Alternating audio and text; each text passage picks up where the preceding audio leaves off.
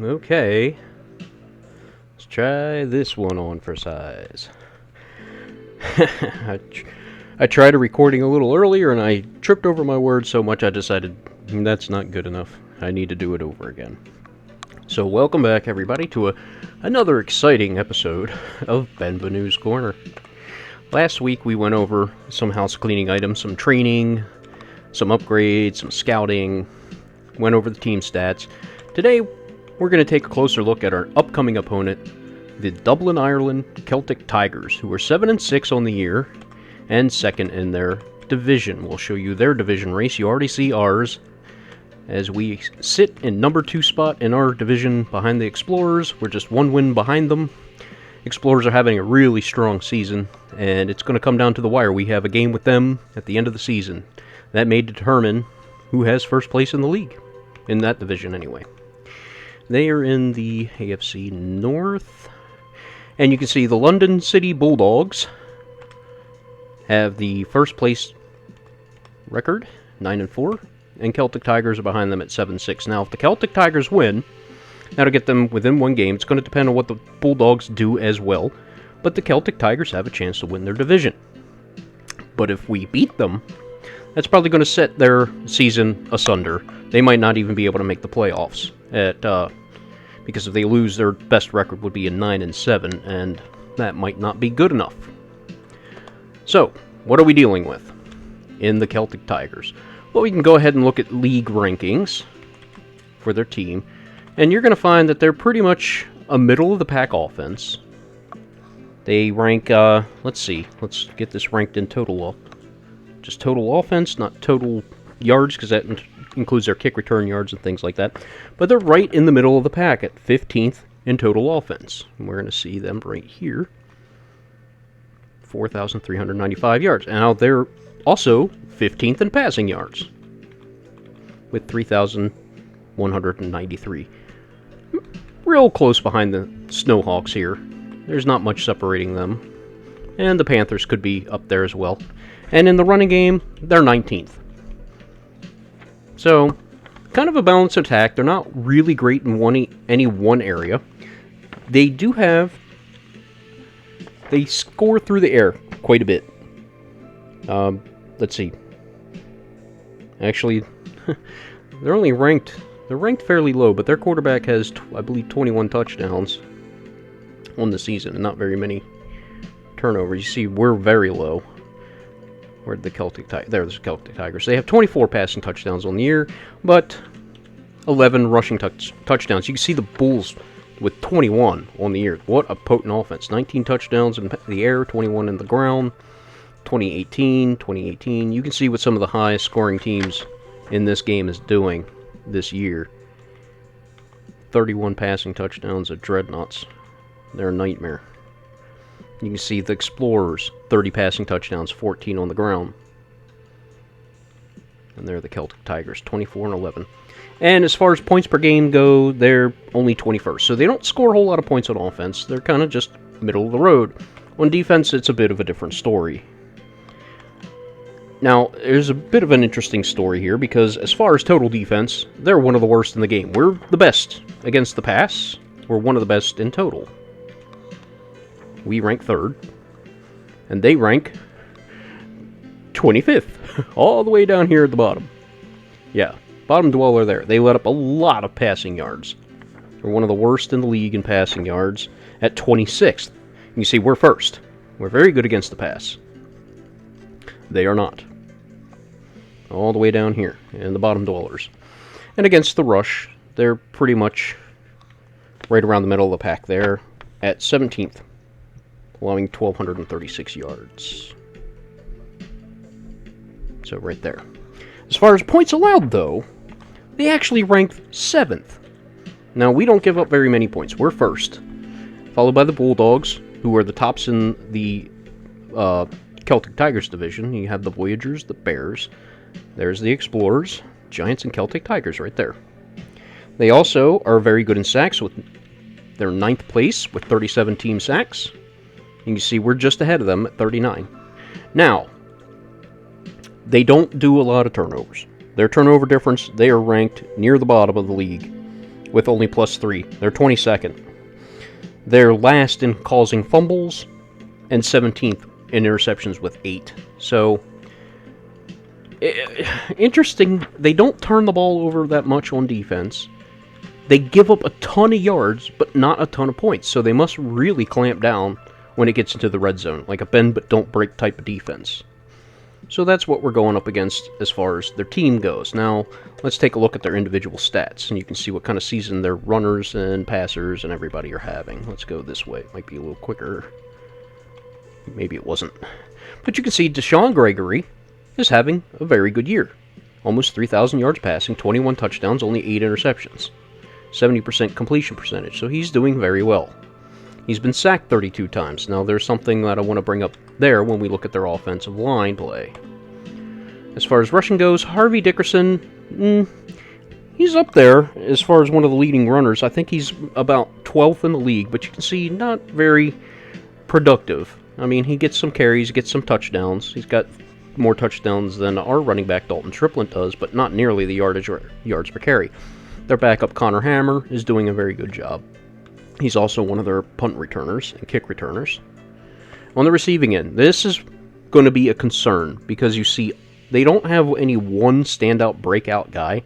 They spread the ball around to a number of people, and they all have 50-plus receptions and over 600 yards. Lots of touchdowns spread out around them. They use their tight end a lot, who's a very good receiving tight end. Actually, a couple of their tight ends are very good. Very athletic. Harvey Dickerson, the running back, gets used out of the backfield a little bit. There's Larry Irving, the backup tight end, has 2 touchdowns and only 12 catches. There's Peterson, who has a touchdown. Now on the blocking, this could be where we make an impact. We're going to take a look at their starting left tackle. He is one of the worst in the league at letting up 16 sacks in only 13 games. So perhaps the right rusher, which is usually Tanner Malone, might be able to have a big impact on this game. As for their defense, they have some really good players. They have Terrence King, who is 9th in the league in tackles.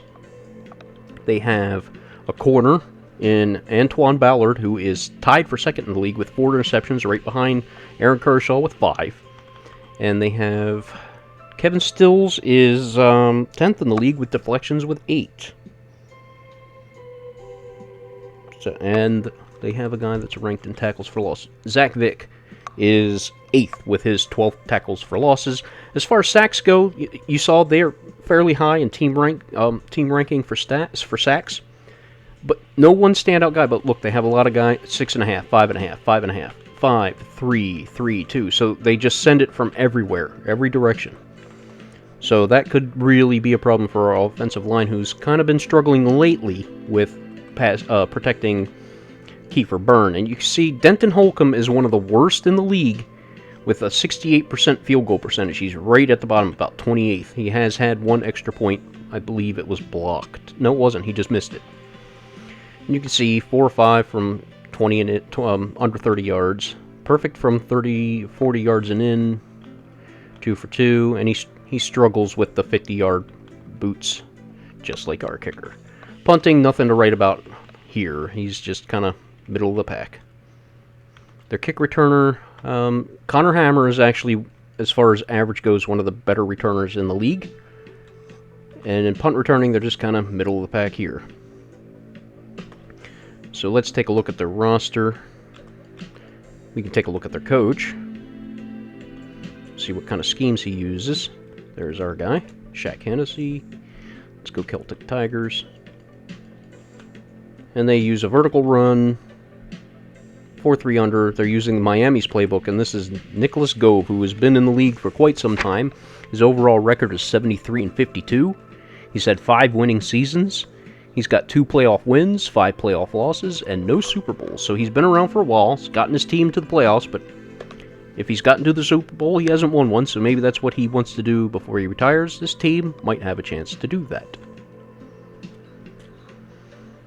As for their talent, and this is why I don't understand why they're so bad either on defense, because they have some really high-rated players. So you see Deshaun Gregory, veteran quarterback, 75 overall. 91 throw power is good. Short accuracy, not good at all. Very good medium accuracy, and his deep accuracy is okay. It's another one of those weird quarterbacks like we saw for the Vikings, just kind of erratic stats. They're back up, Jerry Womack, 6'6", 245. You see, not a very mobile quarterback for Deshaun Gregory either, so if we can get him under rush, that might be a problem for him. You see, Harvey Dickerson is a receiving type back, very good hands, 83. And I think he's got some route running. Catching traffic's good. Spec catch, not for a running back, that's not bad. Connor Hammer, we'll take a look at his returning. You can see he's really good, 93 kick return. They got another William Peterson at 92. But, yeah, more receiving backs, not power backs, which has been giving us trouble lately. Not a lot of speed here either, so this might be a chance for our defense to do well against the run again. Their fullback, not very fast. Doesn't block extremely well, but he's got good lead blocking. Wide receivers, you're going to see a lot of good hands here. Damon Hurts, 6'11". That would be great, wouldn't it? 6'1", 199. Got good speed, good acceleration, and nice agility. So he could be a matchup problem, but Kershaw's going to do his best. Matt Garfield, 5'11", 194. 83 catching. You can see he's got some speed and some acceleration on him. And Dwayne Fitzgerald, 6 foot 176. He's got some speed and he's got some hands. So this could be a handful for our pass defense. Might be one of the biggest challenges we've had out of any team we faced so far. You see Marcus Daniels. They got some good depth here. Vernon Thurston and Solomon Donnelly.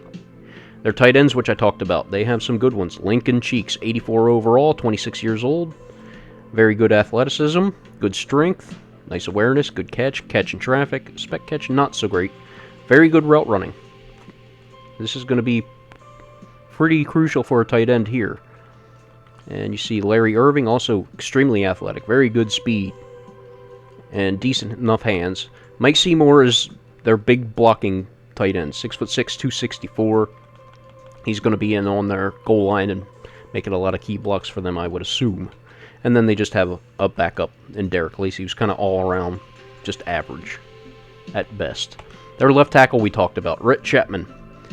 He's a 79 overall, but he is really struggling to protect his quarterback. 79 pass blocking finesse, not a great run blocker. So I'm not really sure what the problem is with him. He's got good awareness, so I'm not sure why he's letting up so many sacks. Maybe it has to do with these athletic ratings. Maybe they're just not quite good enough. At left guard, they got 75 overall, Michael Tynes, another 29-year-old.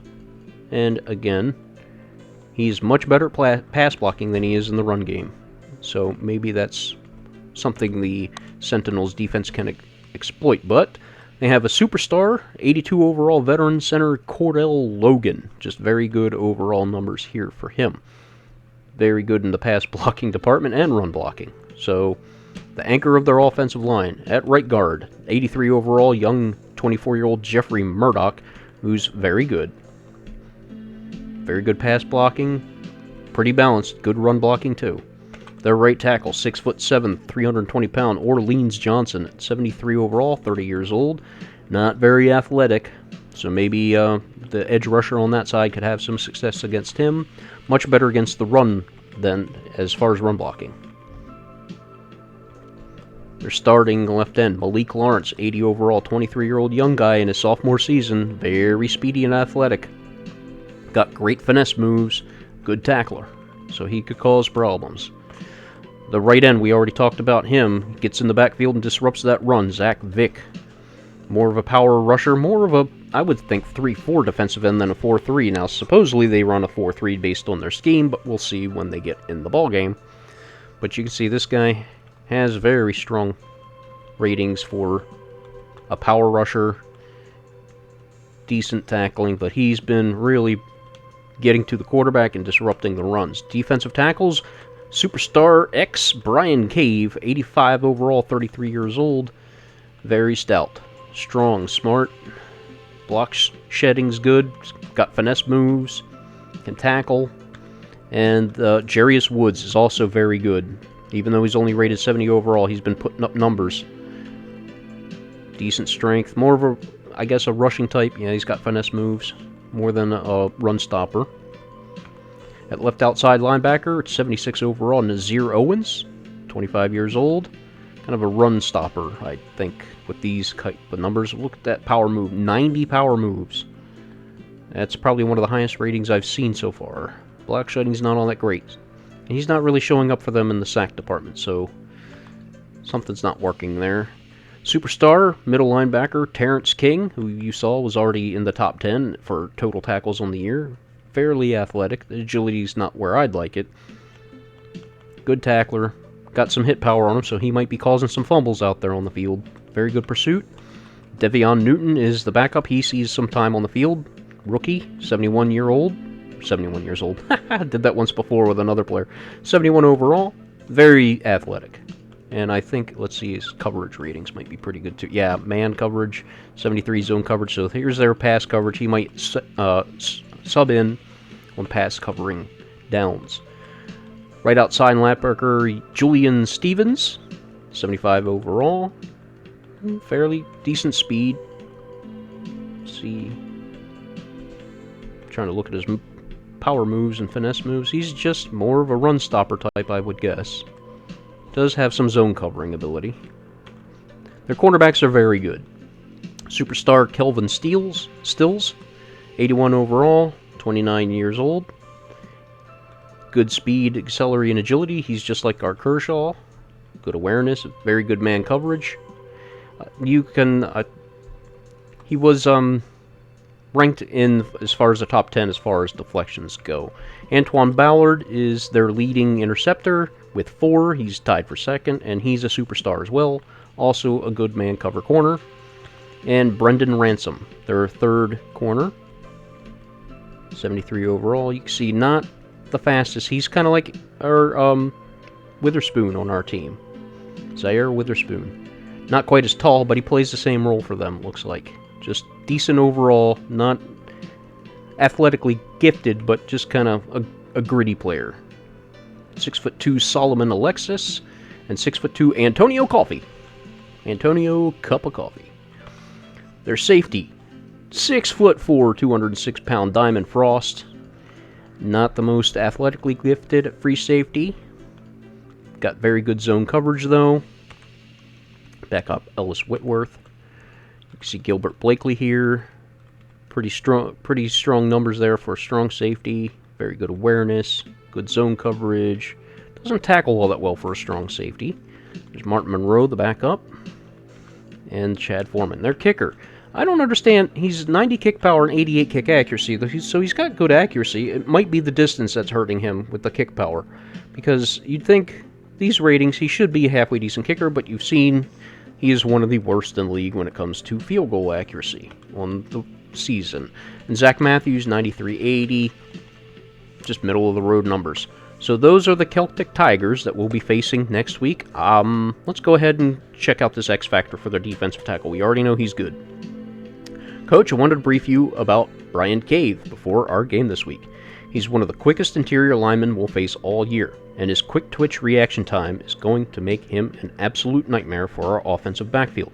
How do you want to handle him? I usually go to just commit to slowing down the player. Cave is definitely on our radar. We're going to do whatever we can to slow him down. Don't forget, Coach, we can take advantage of his aggressiveness with outside zone runs. We do that, and I really feel like we can score on the ground. Well, that would be great, because, as you noticed, we don't score the ball on the ground very much. I think we have a combined 7 touchdowns between Tyson Kerr and Dalton Triplett. Triplett has 3, Kerr has 4. So here's our goal. Beat the team and get 1 rushing touchdown with anybody, even if it's a quarterback. Doesn't matter who it is. So we'll see what we can do there. So there's the Celtic Tigers, our next opponent. We're going to have game day coming up next. So make sure you stay tuned. Thank you for following me and joining me today. I hope you're having a great day. You take care. We'll see you next game. Game day. Week 15, 7-6 Celtic Tigers against the 9-4 Orlando Sentinels. Who's going to the playoffs, folks? I hope it's us.